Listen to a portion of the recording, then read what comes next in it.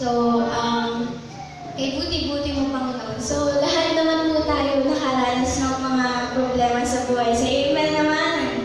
So, yan. Wala naman tao man, di ba? Walang problema. So, si Lord, di pa rin niya tayo iniiwan kahit feeling natin nag-iisa tayo. So, ito po yung kanta na kay buti-buti mo, Panginoon.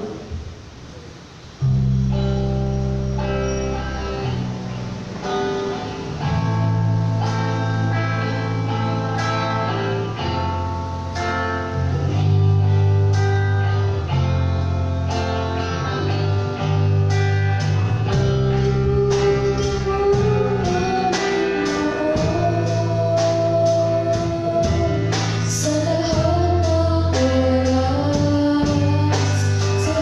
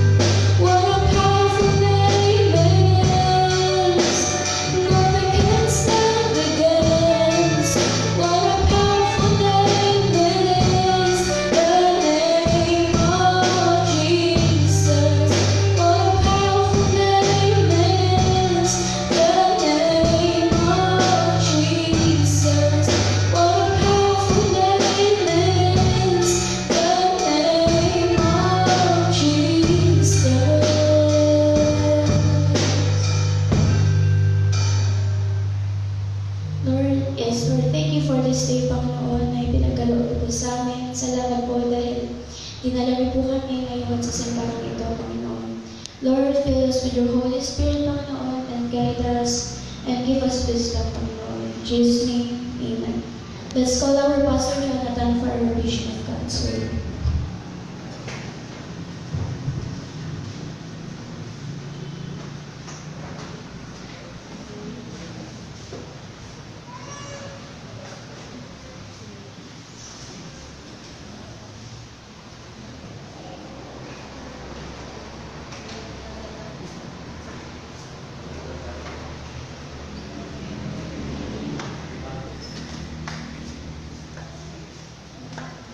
Magandang umaga po sa inyo. Welcome sa ating mga bisita. And later on, we will recognize everyone. At tayo po muna ay tumayo. At tayo po ay manalangin. Let us pray. Ama, salamat po sa umaga nito. Patuloy na inyong katapatan ay aming nararanasan sa aming buhay. Ama, salamat po dahil alam po namin wala po mga bagay na pinagdadaanan ng inyong mga anak na hindi po ninyo mapahintulutan. At ang lahat ng ito, Panginoon, kaya ng inyo pong ipinangako sa inyong salita. God is faithful that He will give us our God. That you are going to see us through.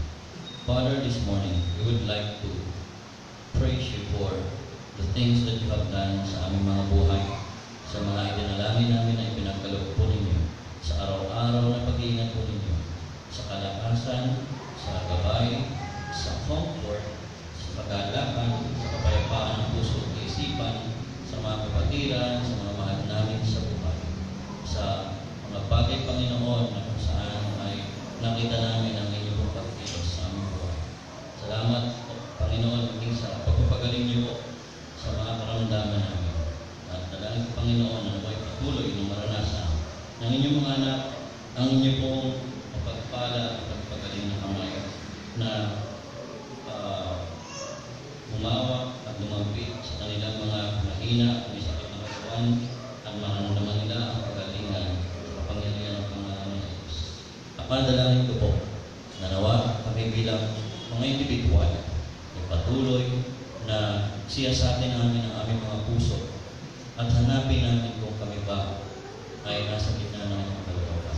Kung may mga bagay, Ama, sa buhay namin, puso at isipan, mga sinalita, ginawa, inisip, na hindi nakalulugod sa inyo, Ama. Hiningi po namin ang tawad. At ang nais po namin ay lupupan niyo po kami at hugasan ng banal na dugo ni Jesus. Inyo rin po kami, Ama, napakapuspusin ng inyong Santong Espiritu upang siya po ang patuloy na maging kalakasan namin sa lahat ng aming gagawin. Ama, dalangin ko po na nawa sa aming pong pagdako, pagkakalan ng salita, patuloy nawa na gamitin niyo po ang inyong makapangyarihang salita upang siyang bumabay sa amin, upang ituro kami sa tamang landas, at upang gawin namin ang inyong maliwanag na kalooban. Ama, salamat po, kasihan niyo po ng inyong Santong Espiritu ang mga salita ninyo na aming pag-aaralan sa aming mga buhay that would cause us, Father, to walk a transformed life and obedient life under your will, guidance, and leading. Thank you, Father, in Jesus' name. Amen. Makaupo na po tayo. Naman po sa bawat isa. And we also thank you sa Renovo family for sponsoring the preparation of the church, paglilinis. And later on, we will check sino po yung next na family namin church. Okay, so let's go to the study of God's Word. Alam po ninyo, I have been doing a series sa books sa Bible. And while I was contemplating last night, I feel that this is what God wants us to discuss regarding what we are going through in the church. But for now, let us read. Ito pong magiging saligan ng ating pag-aaral. It will be found in Titus, the book of Titus. And ito pong sinasabi sa Titus, mula kay Pablo, lingkod ng Diyos at apostol ni Jesucristo, sinugo ko upang patibayin ang pananampalataya ng mga hinirang ng Diyos at upang palawakin ang kanilang kaalaman sa katotohanan tungkol sa pamumuhay na makadiyos at bigyan sila ng pag-asa sa buhay na walang hanggan. Bago palikhain ang sanlibutan, ang buhay na ito ay ipinangako na ng Diyos na kailanmay hindi magsisinungaling. Pinahayag niya ito sa kanyang salita sa takdang panahon, at ako ang napagkatiwala ang mangaral nito ayon sa utos ng Diyos na ating pagligtas. Natukoy niya po sa sarili niya si Apostol Pablo. Kay ito, si Titus, disciple ni Paul, na tunay kong anak sa iisa ng pananampalataya. Sumaiyo nawa ang pagpapala at kapayapaan mula sa Diyos Ama at mula sa ating tagapagligtas na si Kristo Jesus. Iniwan kita, referring to Titus, iniwan kita sa Creta upang ayusin mo ang mga bagay na dapat pang ayusin at upang magtalaga ka ng matatandang pinuno ng iglesia sa bawat bayan ayon sa iniutos ko sa iyo. Italaga mo ang mga taong walang kapintasan, isa lamang ang asawa, at ang mga anak ay mananampalataya na may pagpipigil sa sarili at hindi suwain. Bilang katiwala ng Diyos, kailangan walang kapintasan ng isang tagapangasiwa ng iglesia. Hindi siya dapat mayabang, hindi magagalitin, hindi lasenggo, hindi mabusok o sakit. Bukas ang tahanan sa mga pangkulit, makipigil sa kabutihan, manahon, matuwid, may kabatayan, at marunong magpigil sa sarili. Kailangan matatag siyang nananalig sa mga tunay na aral na katotohanan niya upang maituro naman niya sa iba at ipakita ang kamalian ng mga sumasalungat dito. Sapagkat maraming tao, lalo-lalo na ang mga galing sa Judaismo, ang suwail at nanlilin lang sa iba sa pamamagitan ng mga katuroang walang kabuluhan. Kailangan pigilan sila sa kanilang mga ginagawa sapagkat ginugulo nila ang mga pamilya at nagtuturo ng mga bagay na hindi dapat ituro. Kumita lamang sila ng salapi. Isa na rin taga-Creta na kinikilala nilang propeta ang nagsabi, ang mga taga-Creta ay palaging sinungaling, asal hayo, batugan, at matakaw. Tama ang kanyang sinabi, kaya't mahigpit mo ang pagsabihan upang maging wasto ang kanilang pananampalataya at huwag nang maniwala sa mga alamat ng mga Hudyo o sa katuruan ng mga taong tumalikod sa katotohanan. Malinis ang lahat ng bagay sa may malinis na isipan, ngunit sa masasama at di sumasampalataya, walang bagay na malinis sapagkat marumi ang kanilang buti at isipan. Ang sabi nila ay kilala nila ang Diyos, ngunit ito'y pinapasinungalingan ang kanilang mga gawa. Kaya't kasuklang-suklang, suwail, at hindi nababagay sa gawang mabuti.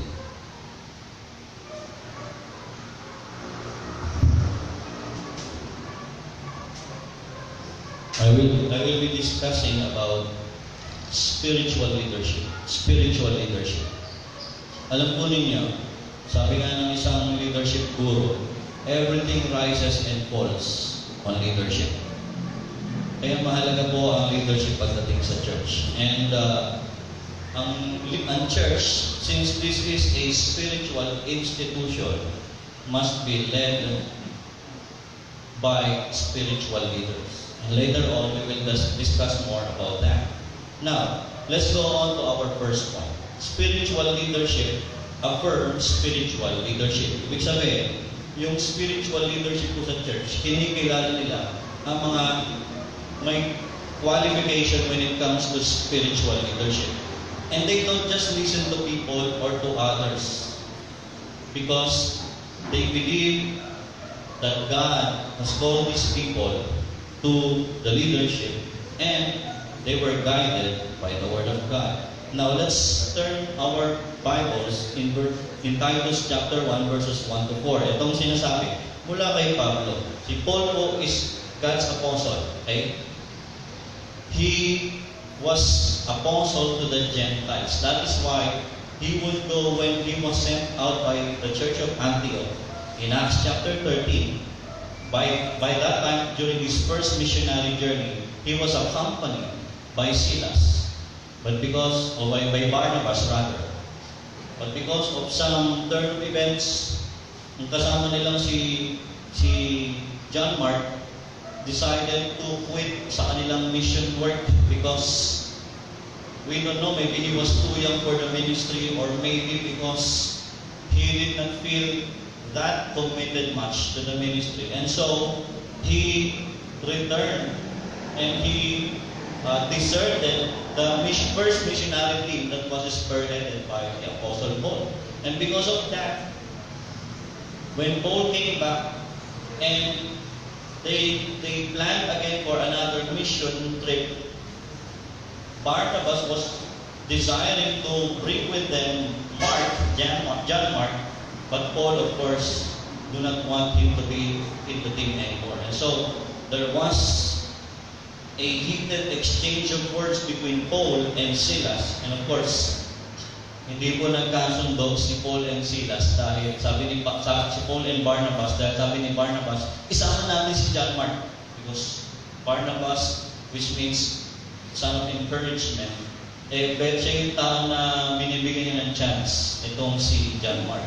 But Paul, because Paul is a kind of a go-getter leader, may pagka-choleric siya, probably in temperance, hindi niya gusto yung ginawang pag-withdraw ni John Mark sa first mission trip. So, sabi niya, hindi natin isama yan. So, hindi sila nagkasundo, and because they cannot agree, they agreed to disagree. Pwede pa rin. You can disagree, agree. Tama? So Paul and Barnabas parted ways. Ibang ruta ni Barnabas, iba na rin ang ruta ni Paul. And Paul carried with him Silas. And of course, Silas was his company along with the growing team with Paul for the second missionary journey and third missionary journey. So if you will just read the book of Acts, nandun mo naka-record lahat ng mga mission trips ni Apostle Paul. And during one of his mission endeavors, Apostle Paul was able to start a church plant in the island of Crete. Ito pong Crete ay, of course, under Roman rule ito, pero isa po itong isla. And because he has to keep on going under the Spirit's leading, he did not finish what he was about to accomplish doon sa may Crete. Yung Crete is an island of Crete, and meron na po mga believers doon.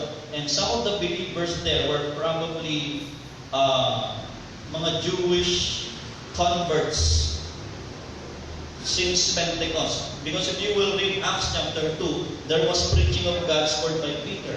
And the Jews from different places that were scattered came there during Pentecost, and they were able to hear the gospel through the preaching of the Apostle Peter.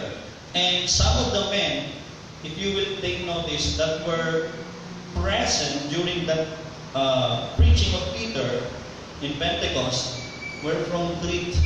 So most probably some of the Bible scholars say that there were Jewish believers already that were in Crete.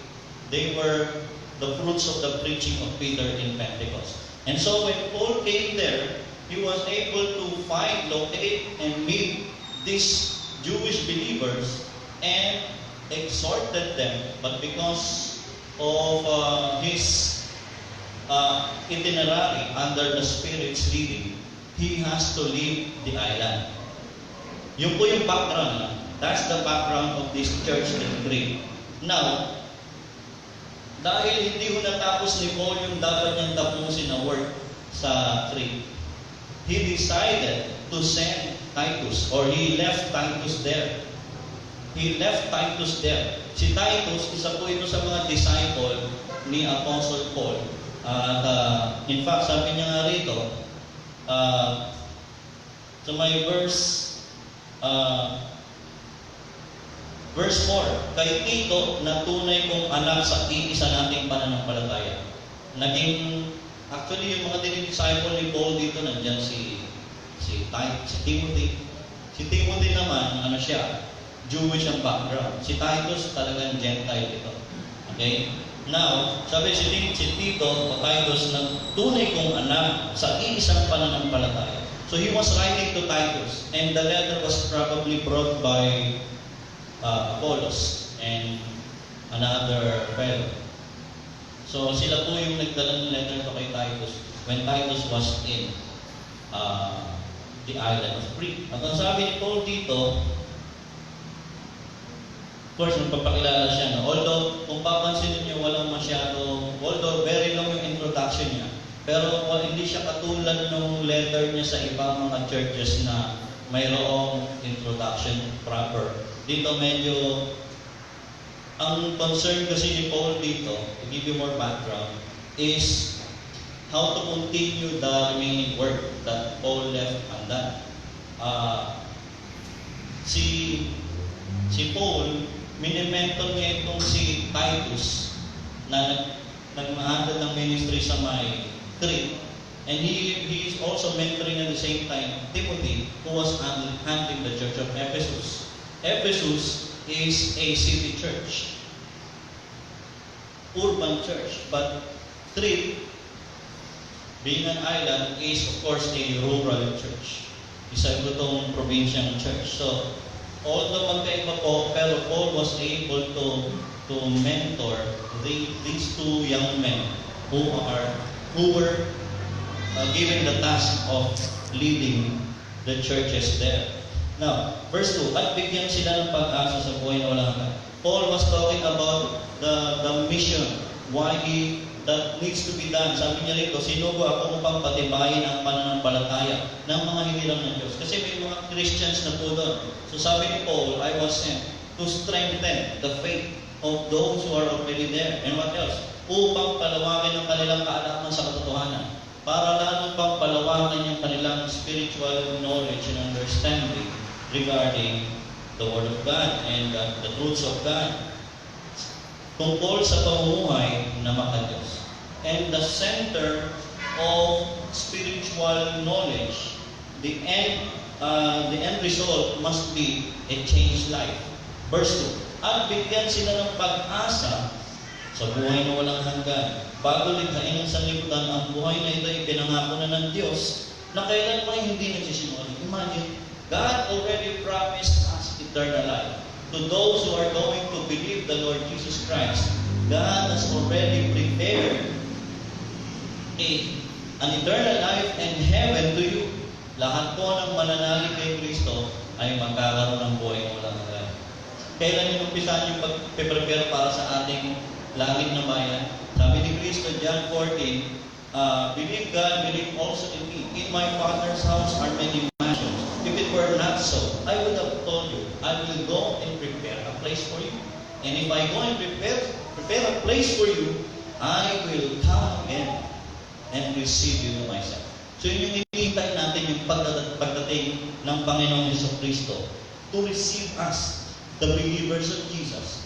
Ipinahayag niya ito sa kanyang salita sa takdang panahon. At ako ang napagkatiwala ang mangaral nito ayon sa utos ng Diyos na ating tagapagligtas. One more beautiful thing regarding the book of Titus, especially those who struggle regarding whether Jesus is really God or not. If you will read the book of Titus, this is just 3 chapters. Pero mapapansin po ninyo, for every mention of the word God, our Savior, is a follow-up phrase that says, Jesus, our Savior. God, our Savior. Jesus, our Savior. 3 times po yan. Sa chapter 1, kung check niyo po yung English Bible, dito sa may Titus chapter 1, did you bring your Bible with you? I hope na nagdadala po kayo ng Bible. Titus chapter 1, dito sa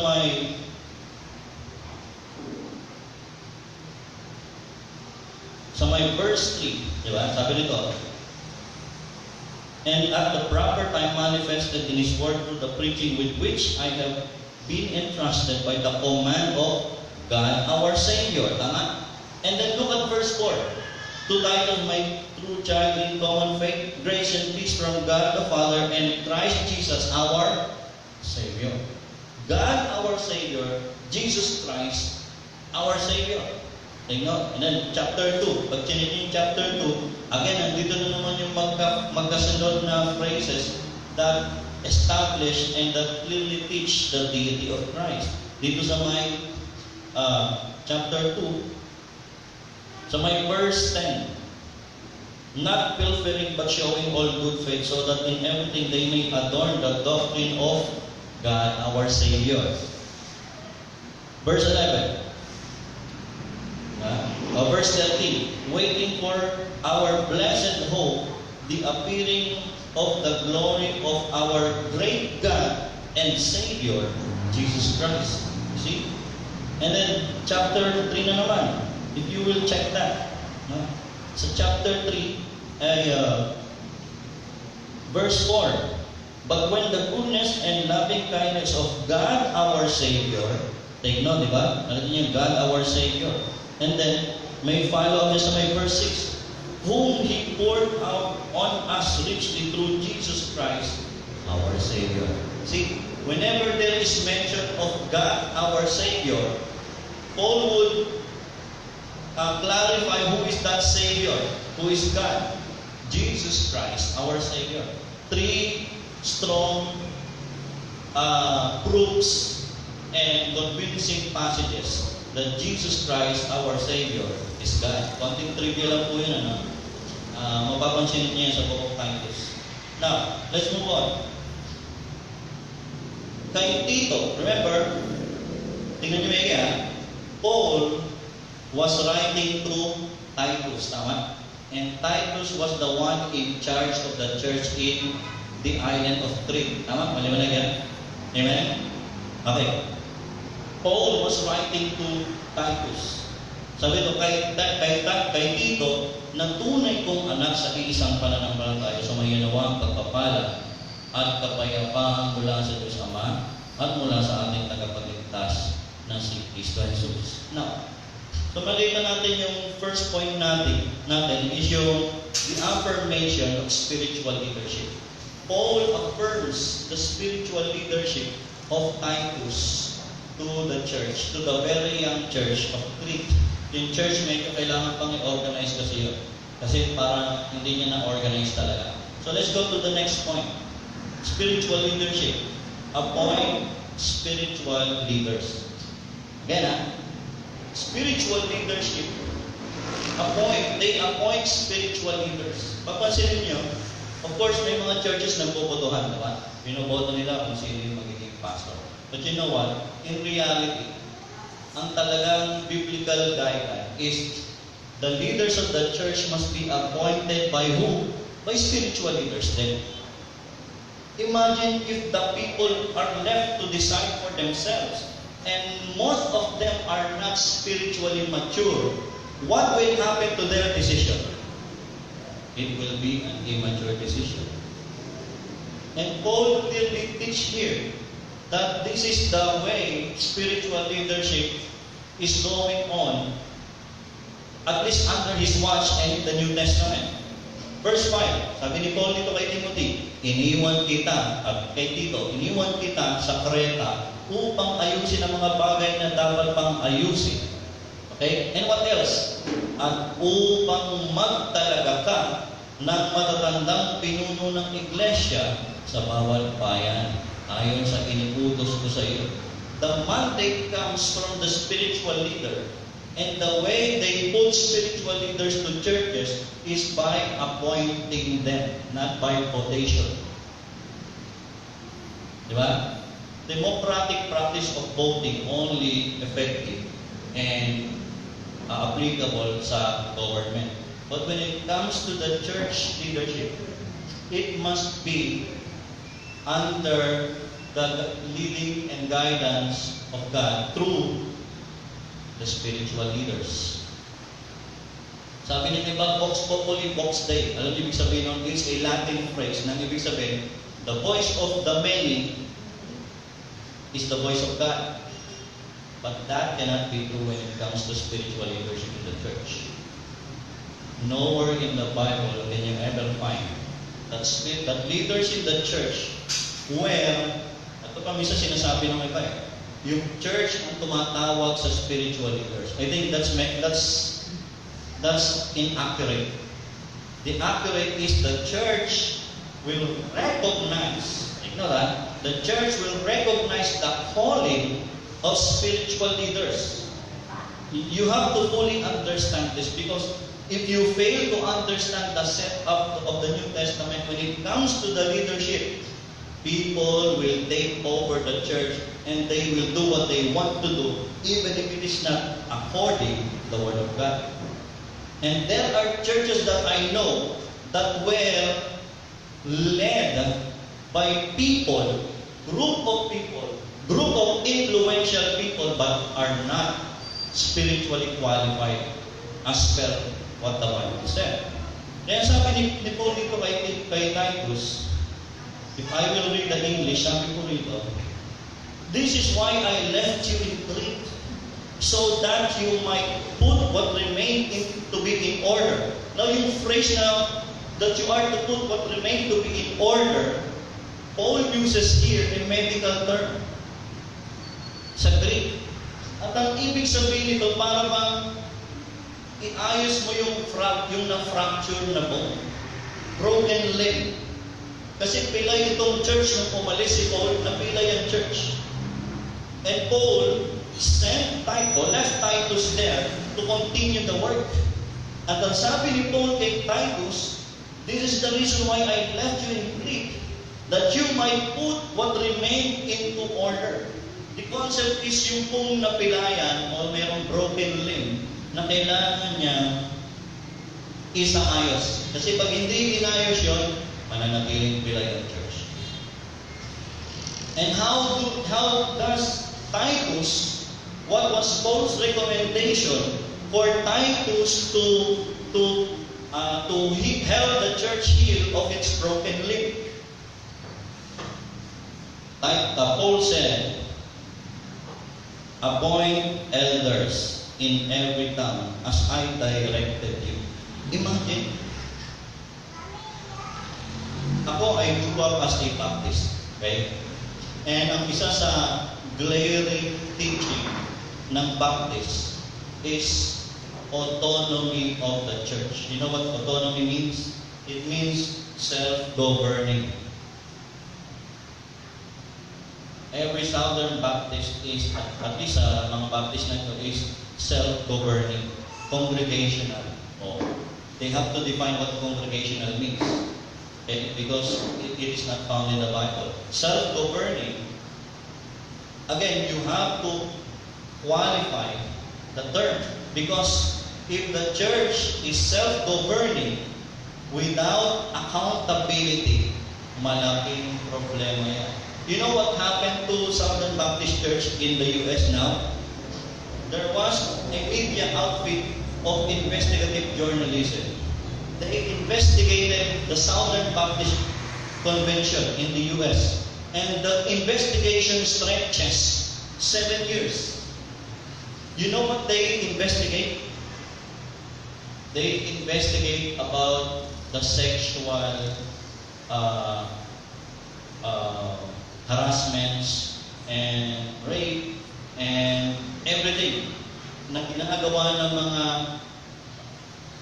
ilang mga Southern Baptist pastors in the U.S. That's stretching 7 years.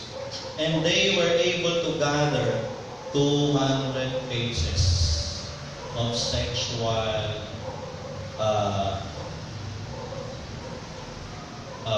issues and attacks and harassments in the church. That's stretching 7 years. Okay? Sinusundan ko kasi yung issue. But of course, pag kinompare mo naman yung 200 offenses na yun sa 47,000 churches of Southern Baptist Convention, Parang 0.0 something lang yon in terms of percentage. But of course, a single offense is unbearable. Okay? Hindi ko sinasabi na, hindi naman napakaliit ng porsyento lang yung 200 offenses. What I'm telling is this, kahit isa lang yun, that is unbearable because the church is holy and people of God must be holy too. You know what's the problem? What stands in the way for the convention? Why they cannot do something and their hands are tied down? Autonomy of the church.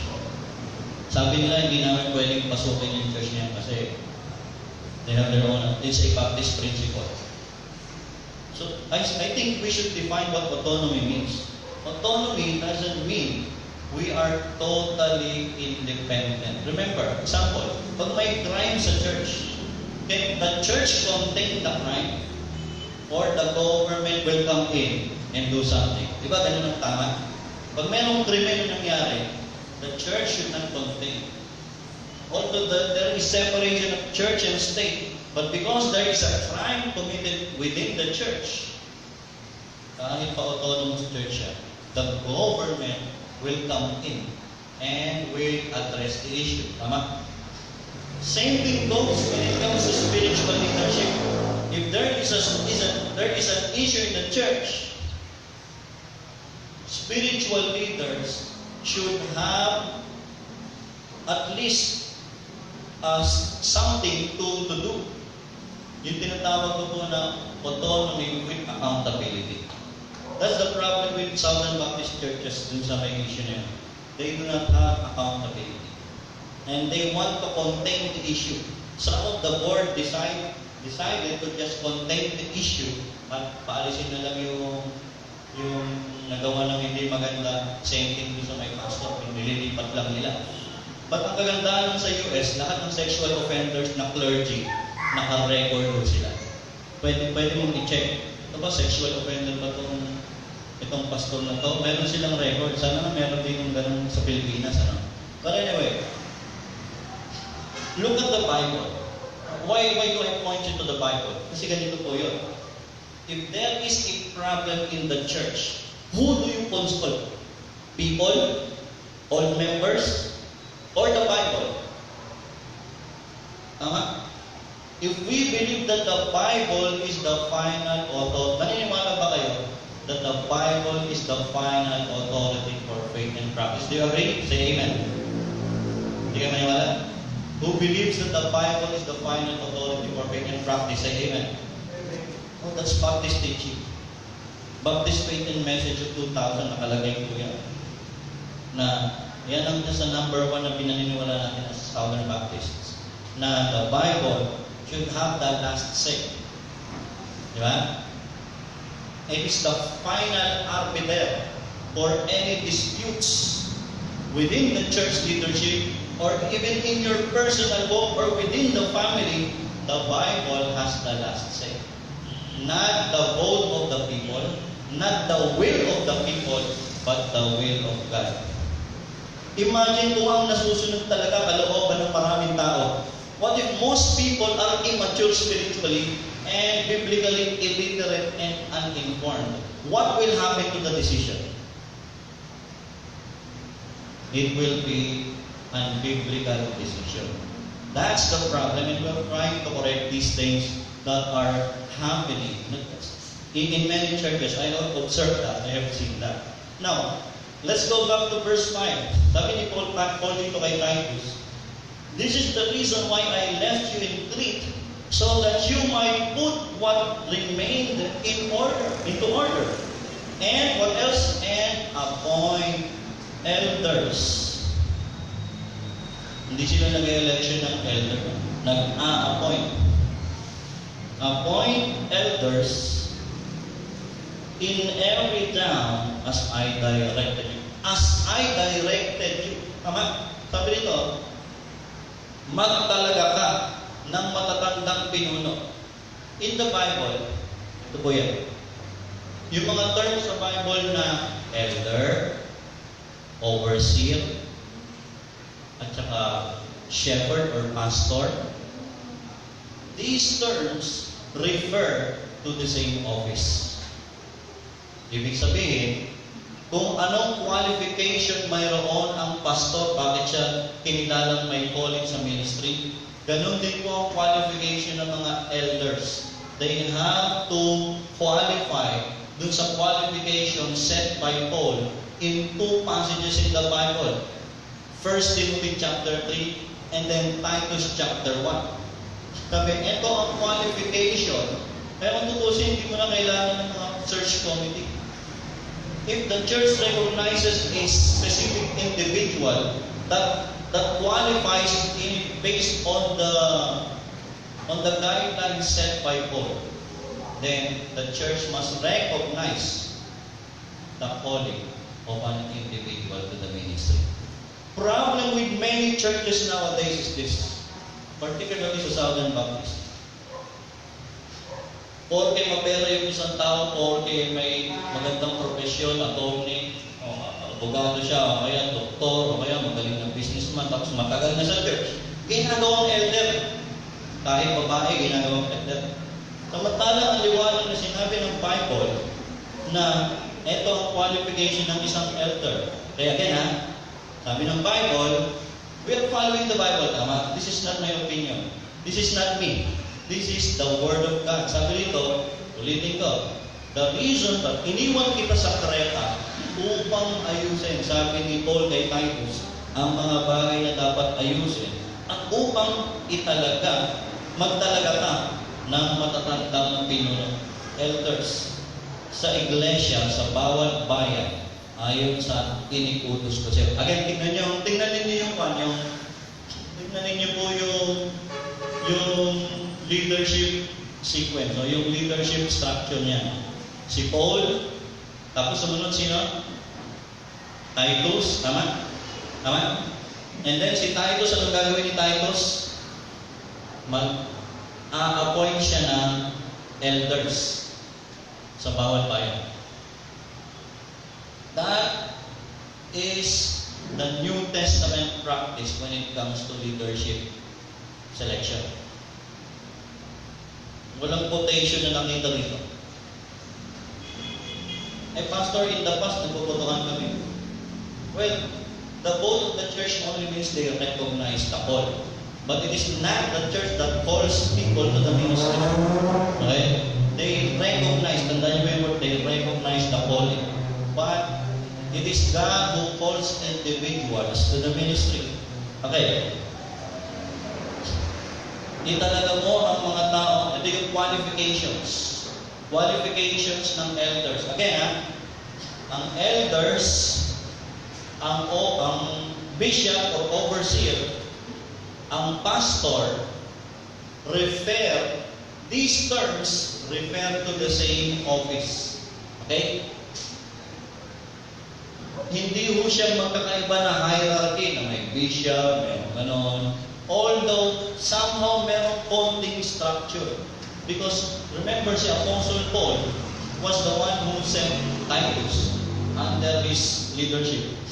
He appointed Titus to Crete. And then Titus is to appoint elders or leaders or fellow leaders in the areas, every town in Crete. Now, sabi dito, ito yung qualifications ng mga elders.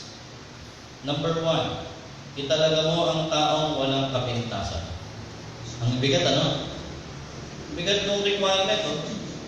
Dapat blameless siya.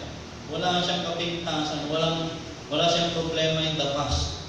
This is what characterize the leaders of the church. Hindi pwede, no choice tayo, siya na lang.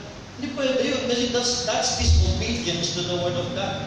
The Word of God is clear. Sabi ganon, appoint people who are blameless. Let's read yung English. Sabi nito, verse 6. For this reason, I remind you to, Titus chapter 1, so my verse 6. If anyone is above reproach, bigat ano? Walang maisasabi yung mga tao. Parang all the people would agree that this certain person has a calling, dapat yan ang nilagay. Kaya kung tutusin nga, dapat si Brother Arnold, siya na lang ang nag-handle nila. Kasi he is very qualified. Sorry, naka-record ako. Ako, inintay ko lang umatay niya. Pag umatay niya, I will immediately appoint. Kasi he is qualified. Diba? And I am on the look of people who will be qualified leaders. Tanong, nung bang dumating si Titus sa Crete, biglaan ba siya nag-appoint? Mabilisan ba yun na nag-appoint ka agad siya ng leader sa churches sa Crete? No. It will take time for Titus to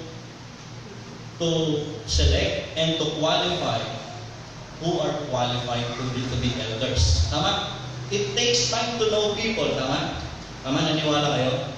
It takes time to know people. So itong si Titus, ang isa sa kailangan niyang gawin, umanap ng potential leader. At kung hindi pa siya ganun ite-train niya. Okay? Or, i-equip niya, or yung iba, i-recognize niya na lang yung readiness sa ministry. Ito yung mga qualifications na pinapahanap ni Paul kay Titus. Number 1, he must be above reproach. That's number 1. Number 2, the husband of one wife. The husband, so ibig sabihin, lalaki. Tama? Hindi pwede kang mag-lead ng church babae. Kailangan lalaki. Kasi may pagbabawal na si Pablo yan sa Timothy.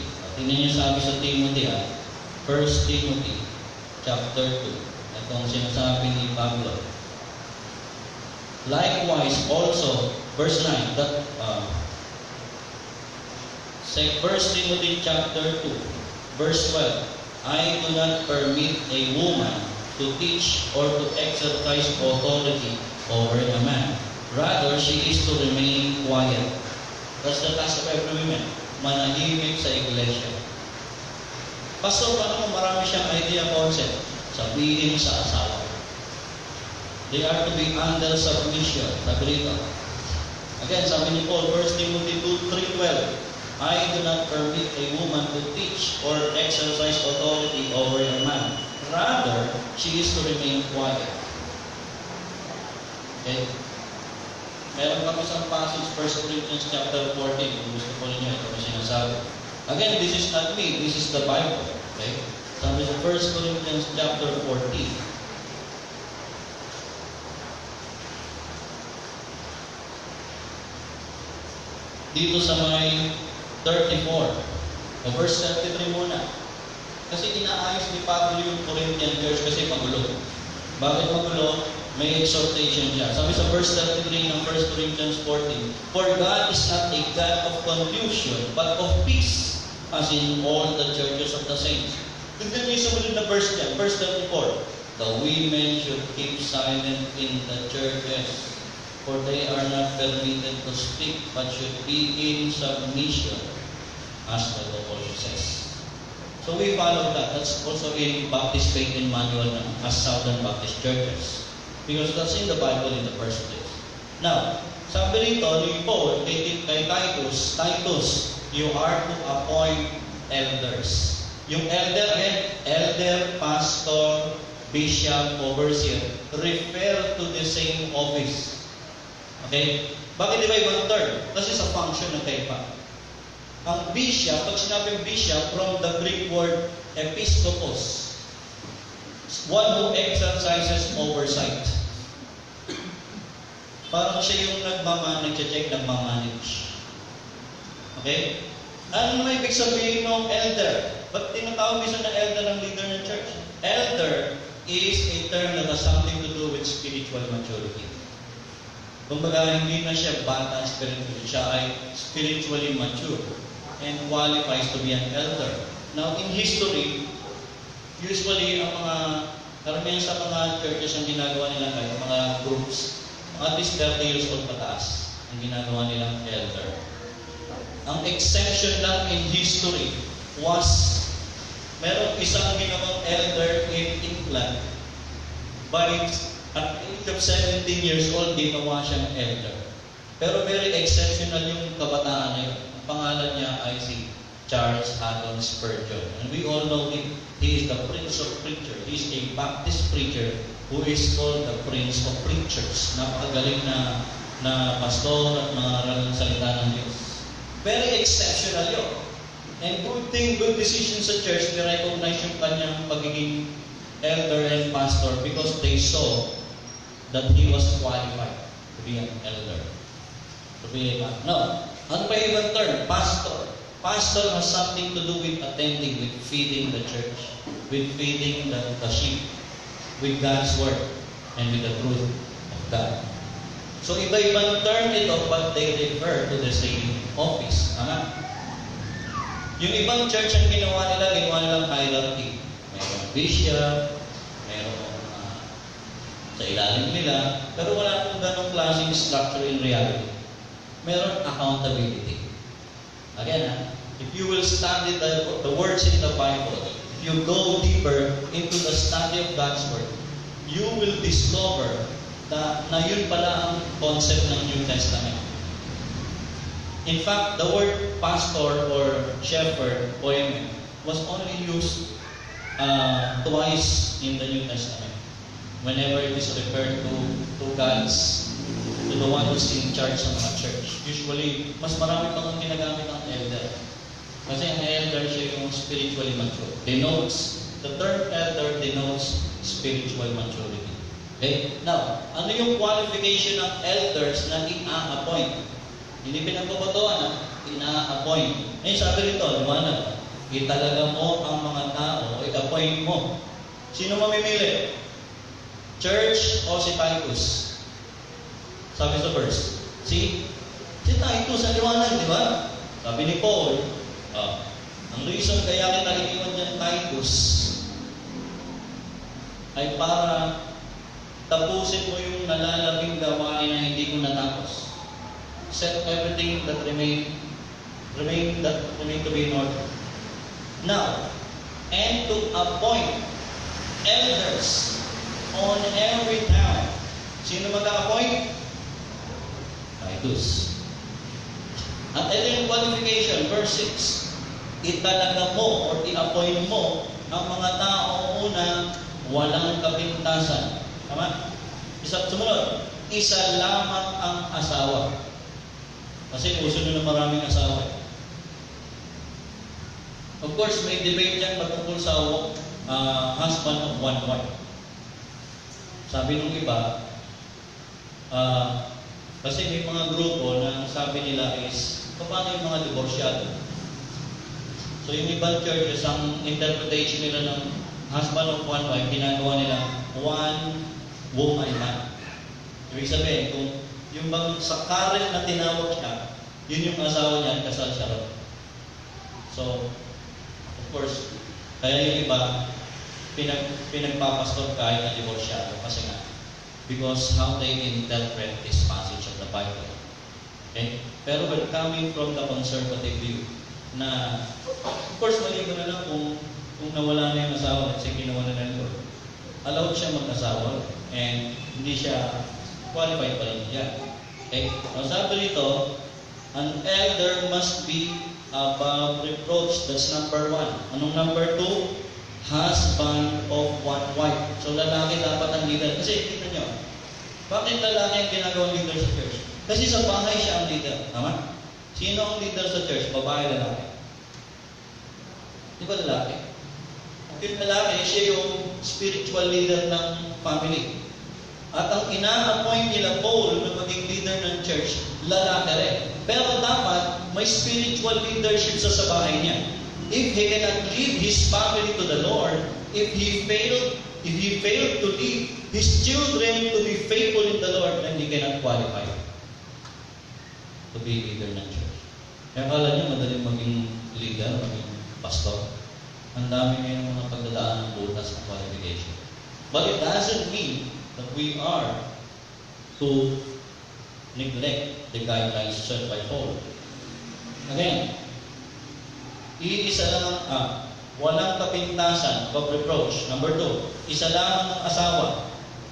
Next, at ang mga anak ay mananampalataya, may pagpipigil sa sarili, at hindi suwain. Qualification ng dapat kinikilala ng church na leader sa church. Yung mga anak niya ay Christians. What else? May pagpipigil sa sarili. Naturuan niya paano magpigil sa sarili at hindi suwain. Anong logic nun? Ang logic na ito, you cannot manage your own house. How can you manage the church of God? Tama? That's the logic eh. Kaya nga tayo, sa biblical Christianity, dapat ang leader ng church may asawa at pamilya. Imagine kung isang may church kasi na lahat ng clergies nila walang asawa. Tapos magko-conduct siya ng marriage counseling. Anong alam niya sa buhay may asawa? Kung wala siyang asawa, tama? Hindi siya makaka-connect, hindi siya makaka-relate, at hindi niya naintindihan ang buhay ng isang tao may asawa. Kaya sa mga leaders ng church, ang qualification set by Paul, they must be husband of one wife. Kung married sila. Para kung single, si Paul single. Walang asawa. Tama? Pero, yung one qualification na yun, actually sabi ng iba, si Paul may asawa in the past because pag Pharisee ka, you cannot be a Pharisee pagka single ka. And he used to be a Pharisee. And for some reason, since he turned to Christ, probably yung kanyang asawa, iniwan siya at nanatili sa Judaism faith. Tama? Kaya nung sinabi ni Paul sa 1 Corinthians 7, ang ibig ko sana yung iba sa inyo ay manatili na lang na single katulad ko. Ang sense at saka ang nuance ng passage ay para bang sinasabi, ay yung mga iniwan dyan, manatili na lang. Huwag nang humanap. Yung mga may edad na, sabi sa Titus, kesa humanap, mag-focus na lang mag-serve sa Lord. Andun yun. Pagkakan natin yun. Mga exhortations to ni Paul through Titus sa church. Now, qualification ng isang lingkod ng Lord, above reproach, walang kapintasan. Husband of one wife. What else?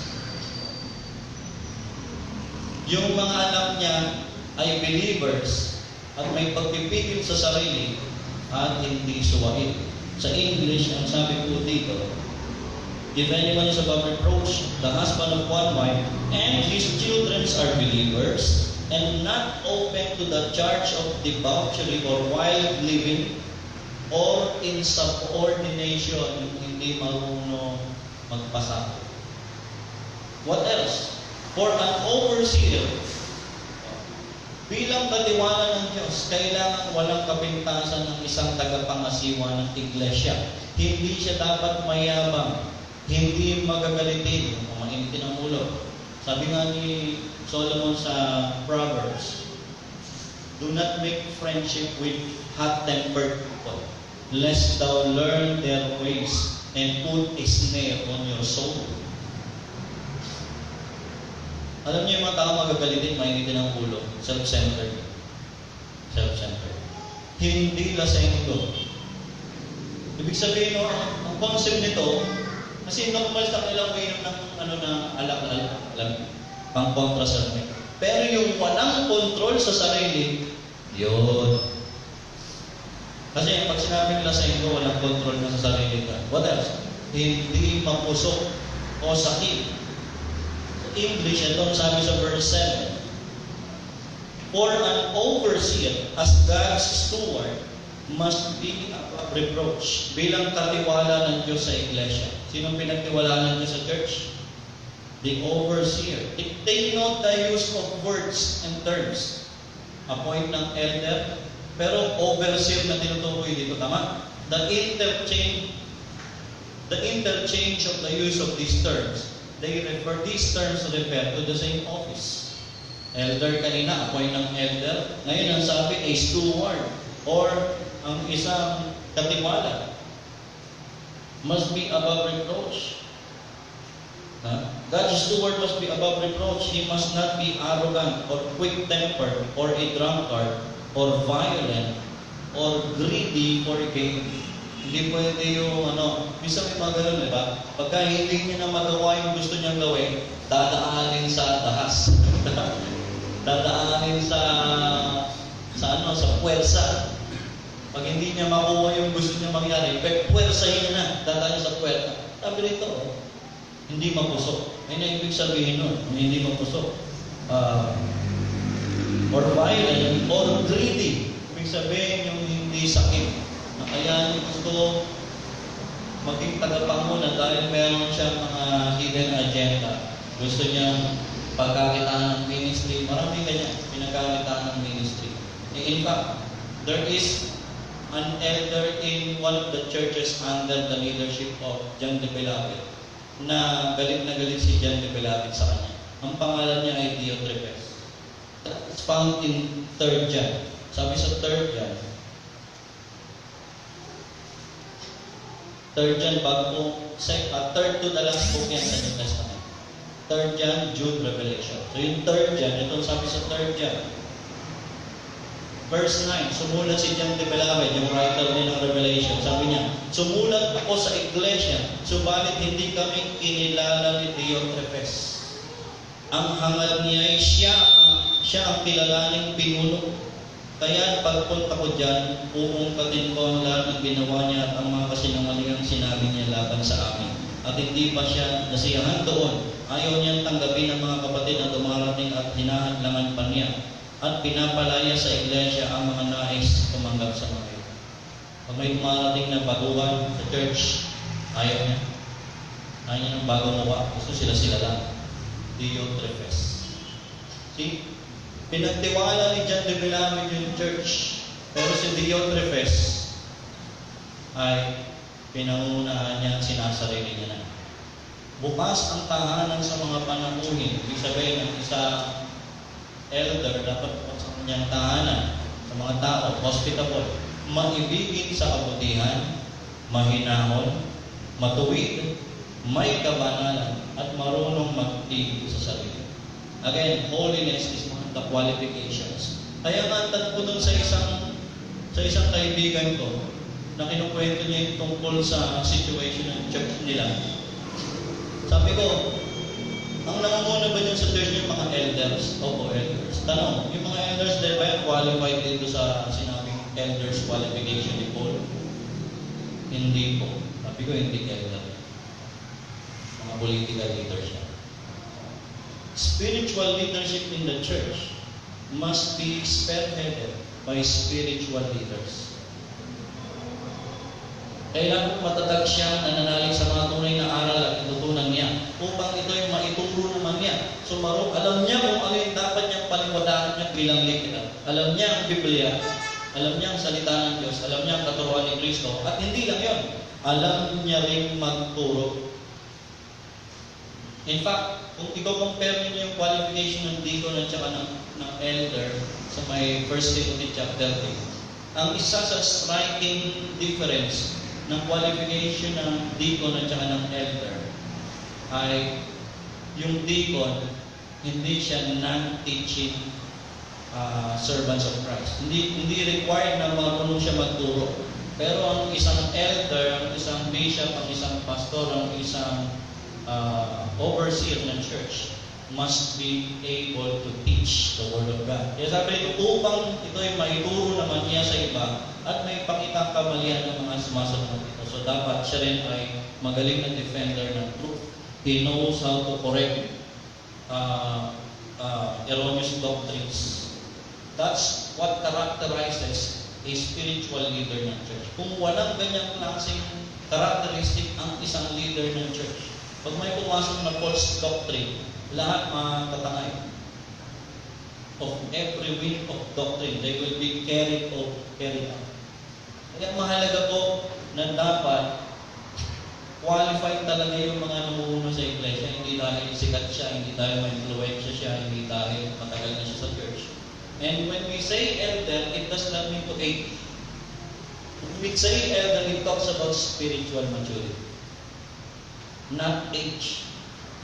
And those people who are older than the appointed elders at church sometimes struggle when it comes to submission to the leader.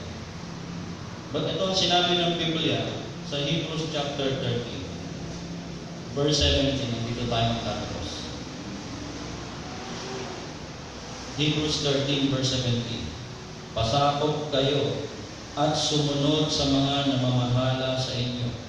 Sila'y nangangalaga sa inyo at mananagot sila sa Diyos sa gawain ito. Sino accountable sa Diyos pagdating sa church? Board of Trustees ba? Mga matatanda ba sa church?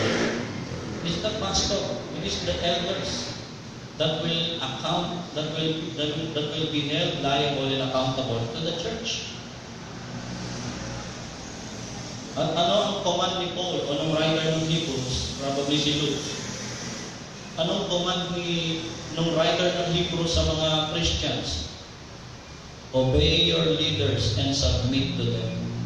Mahirap gawin yun, yung sumunod sa leader, lalo yung mag-submit.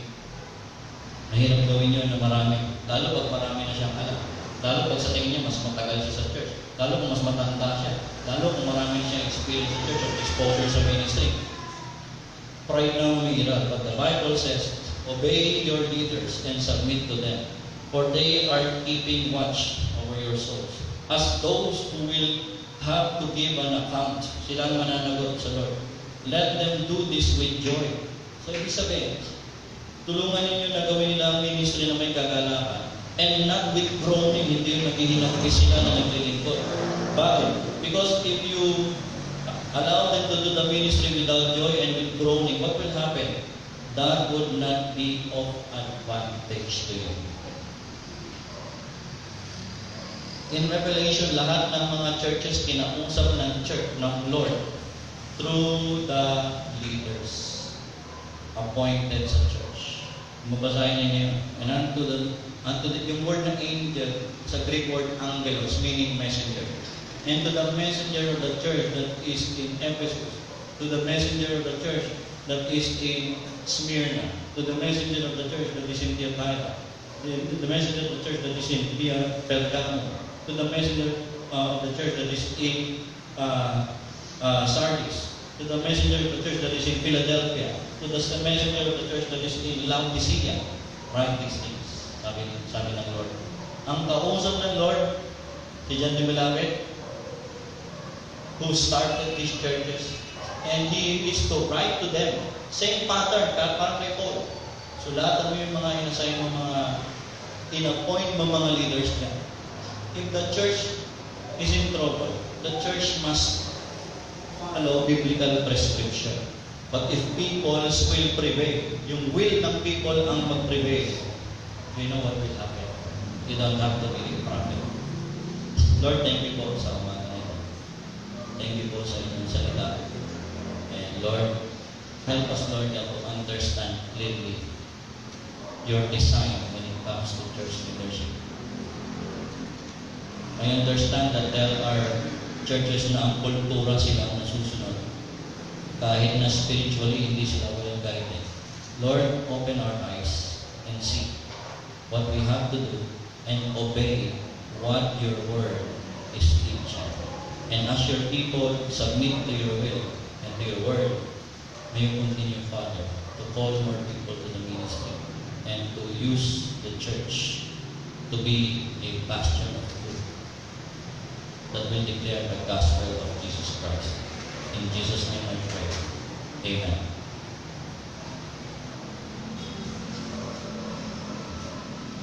I understand medyo okay.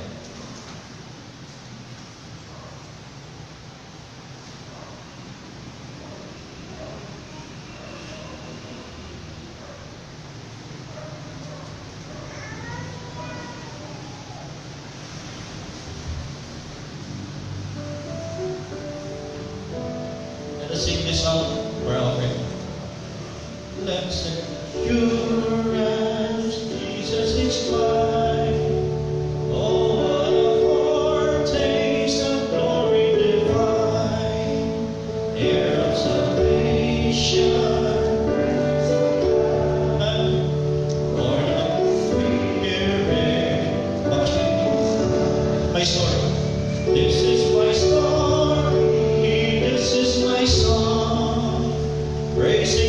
sing